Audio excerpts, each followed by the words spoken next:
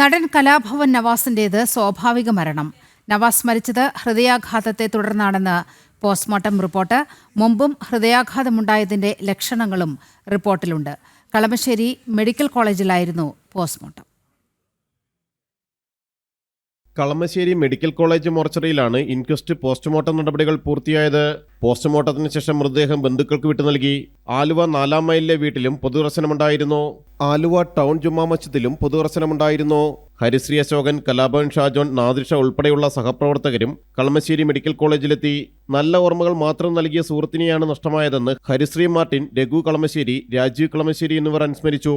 ഓണത്തിന് UK പ്രോഗ്രാമിനായി പോകാനിരിക്കുകയായിരുന്നു. താങ്ങാനാകാത്തതാണ് വിയോഗമെന്നും സുഹൃത്തുക്കളും സഹപ്രവർത്തകരും പറഞ്ഞു. ഞങ്ങളുടെ കുടുംബത്തിലെ ഒരു മെമ്പറാണ് മിമിക്രി ആർട്ടിസ്റ്റ് അസോസിയേഷന്റെ. ഞങ്ങൾ ഒരുപാട് ഷോസ് ഒക്കെ ചെയ്തിട്ടുണ്ട്. ഈ ഓണത്തിന് ആള് UK പോകാനിരിക്കുകയായിരുന്നു. അവിടെ ഓണ പ്രോഗ്രാം അതും എൻ്റെ അടുത്ത് പറഞ്ഞു. അപ്പോൾ ഓൾ ദി ബെസ്റ്റ് പറഞ്ഞു. നല്ലൊരു ആർട്ടിസ്റ്റ് മാത്രമല്ല, നല്ലൊരു സ്നേഹിതൻ, നല്ലൊരു കൂടപ്പിറപ്പ്. ആർക്കും ഒരു നെഗറ്റീവ് പറയാനായിട്ടൊരു ചാൻസ് ഇതുവരെ നവാസ് കൊടുത്തിട്ടില്ല. അത്രയും സ്നേഹമുള്ള മനുഷ്യനാണ് നവാസ്. നിയാസ് ആ കുടുംബം വേദിക്കാനായി പറ്റണല്ലോ, വേറെ വഴികളെത്താൻ ചെയ്യേണ്ടതെന്ന് അറിയില്ല. വലിയൊരു ഷോക്കായിപ്പോയി.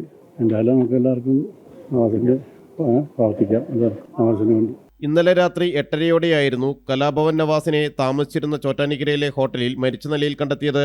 പ്രകമ്പനം എന്ന സിനിമയുടെ ചിത്രീകരണത്തിനായി ഇവിടെ താമസിച്ചു വരികയായിരുന്നു. മുറി ഒഴിയാനിരിക്കെയായിരുന്നു മരണം. ജനം, കൊച്ചി.